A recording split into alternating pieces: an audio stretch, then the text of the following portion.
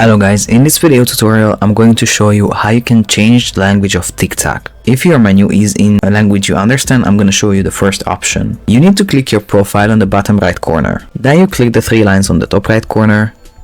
You click settings and privacy. And you just scroll down under content and display to language.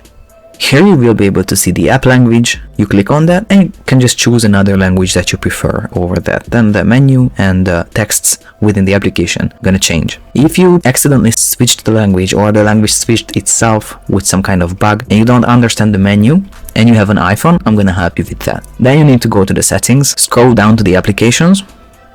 You need to find TikTok.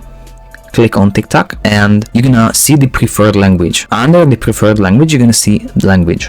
You're gonna click on language, and here you can also change the language of TikTok.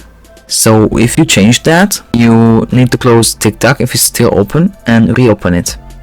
And now your language is gonna be changed on TikTok. Alright, so all in all, this is how to change language on TikTok. I hope you found this tutorial useful. If you want to get access to our Make More Money with TikTok checklist for free and other TikTok marketing resources and deals, make sure to check the links in the description below.